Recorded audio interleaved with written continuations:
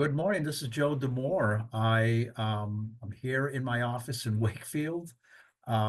It's April 2nd, and I wanted to provide some information regarding the upcoming town meeting. Um, Town meeting's coming up on April 28th. Your voice and your vote is critical. Every year it's important, but understand what a town meeting is. It's a legislative body. It has the authority to make significant decisions in the direction of our town on very important matters. It's a legislative body, just like the Senate and the House of Representatives. Both are legislative bodies. The difference is we're not elected. We just convene. And we convene typically one night per year. That legislative body exists for that evening. And then at the end of that meeting, when the meeting is closed, the legislative body disappears. Now, once in a while, we've had some in the past, we may have to have another town meeting in order to deal with some specific issues that could not be worked on for a variety of reasons at town meeting. Should there be an extra meeting, an extra town meeting, those are called special meetings. We've had them in the past. We're not anticipating any this year.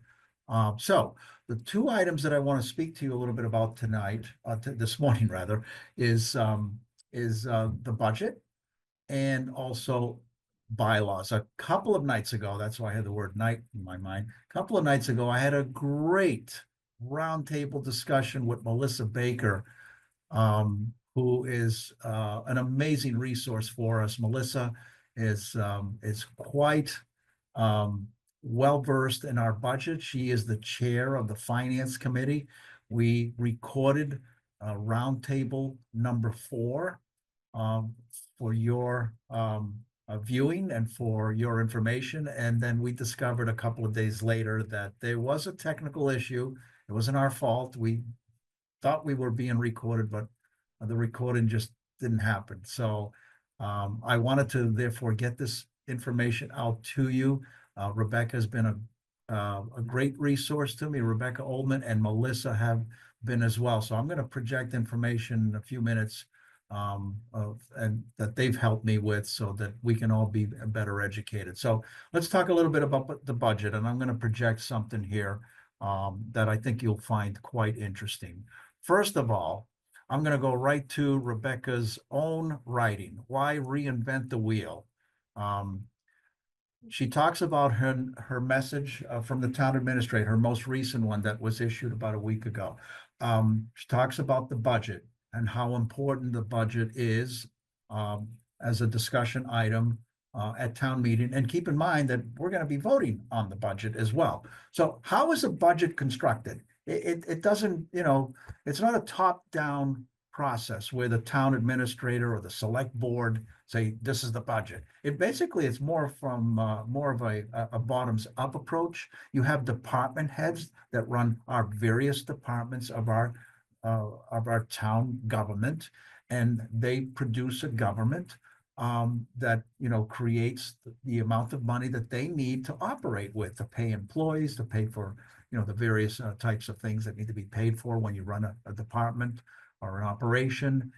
It's a collaborative process. The town administrator, of course, will chime in. The finance committee is a tremendous source of advice, throughout that process as well. So putting together a budget doesn't happen the night before town meeting. It is literally a 12-month operation. It's ongoing all year round. And the goal is to fund our government adequately so that we can continue to deliver outstanding services to our townspeople. I mean, that basically is the theme here. Now, budgets vary from year to year. Generally speaking, our property tax funds most of our town budget. And I'll show you a graph in a few minutes. Because of Proposition 2.5, our property tax will increase, generally speaking, by 2.5% every year. Once in a while, after the budget is constructed, There could be a possibility, that has happened in the past, where the budget will exceed 2.5%. And if that were to happen, then there would be what's called an override request at town meeting. We are not anticipating an override request this year. Now, today is April 2nd, the meeting's April 28th. There's still a little bit of wiggle room in the next couple of weeks that could potentially change, but it's not expected. This year, we're also not expecting a new debt exclusion. What's a debt exclusion? We've used them in the past. Differs a little bit from an override. A debt exclusion is when we need to buy something that's expensive. And the way we do it is we go to the state, we go to resources that are available so that we actually acquire bonds. Somebody lends us the money in the form of a bond so that we come up with a lump sum to pay for whatever the big ticket item is. Happened a few years ago when we purchased the land on Center Street, for example. Now, how do we repay those bonds? Those bonds are paid over many years. Eventually, the principal has to be returned, and along the way, there's interest. Well, we go to town meeting and we ask the townspeople to vote on a debt exclusion for that particular item. So therefore, the debt exclusion produces the money so that we can acquire the bonds and then pay them off over a number of years. This year, there are no override requests that are anticipated, and there are no debt exclusion. Both of those will raise our taxes. If we don't have either one of those, our taxes will incrementally increase over time by 2.5%. Now, at the town meeting, we're going to be looking at all of the different departments and all the numbers that apply, and there'll be a discussion. It shouldn't be a surprise that some departments are going to ask for more than 2.5. Some will not, and some perhaps even less. There in the process, certain mechanisms where money is moved around from time to time. But the goal is to, overall, we don't want to impose an additional burden of taxation on our citizens. That's the goal. And this year, we also will have some capital improvements. We have some big ticket items that need to be improved. For example, we have properties that need to be updated or renovated. I remember years ago, we needed to buy a brand new fire truck. Those are, expensive items. We can't just take them out of the normal budget process. So that's a separate process where capital improvement projects are identified, discussed, and voted on at town meeting. So those are important items. Let me show you something that I think you might find quite interesting. Hold on. This is the actual chart of what our budget looks like. And I find it rather fascinating right here.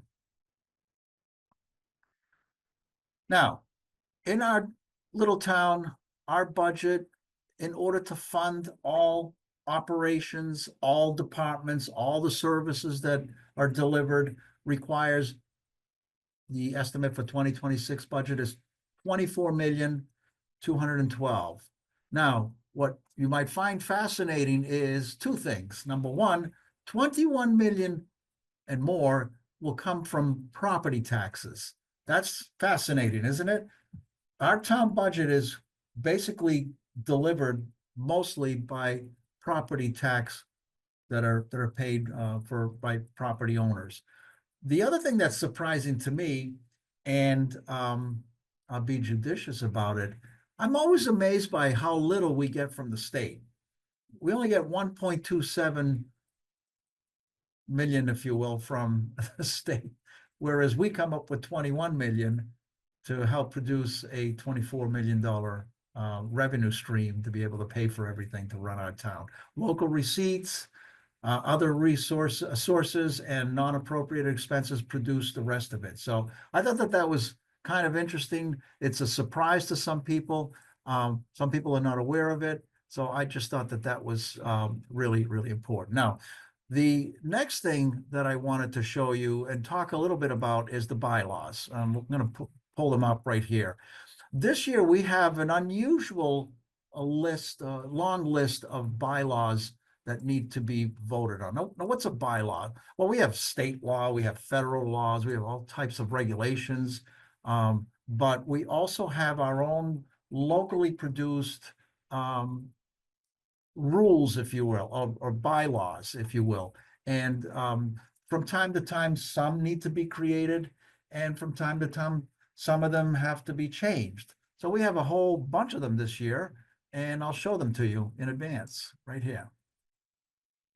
So, and again, going back to, again, I'm not going to reinvent the wheel. I'm going right to what Rebecca communicated to us through her monthly update, and it's right there on the website. The general bylaw changes that we're going to be looking at and voting on this year include 6 of them.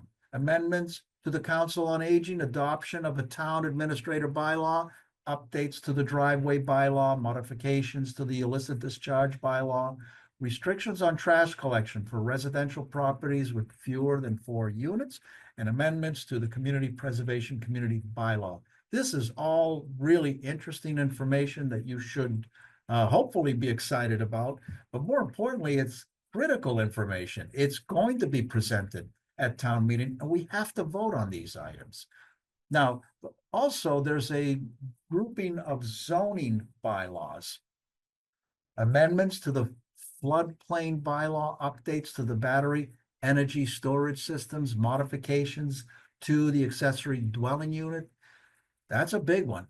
ADUs, that's been front page news throughout the state and some New England states as well.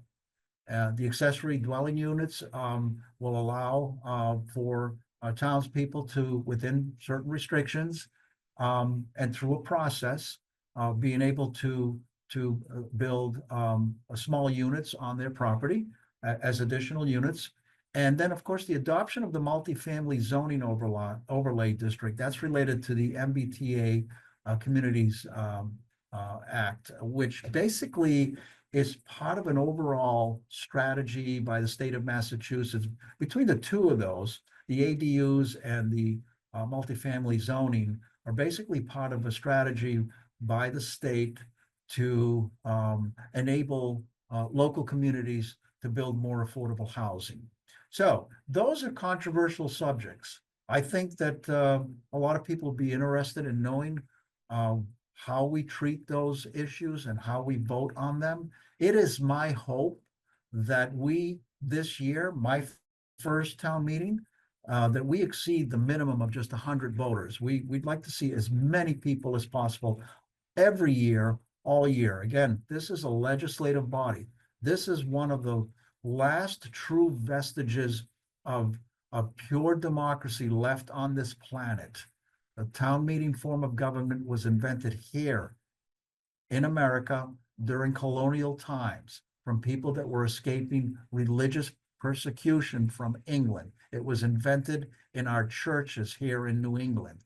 And it is really a privilege for us to be able to govern ourselves in such a unique and important way that has some pretty significant historical importance to it. So please come to the meeting, educate yourself. If you have an opportunity to look at the 3 other roundtable discussions that I've put together for you, I'm going to plan at least one more, and that will be within a week or so. Once I get the final document with all the actual warrants and articles that will be at town meeting, I'm going to present that.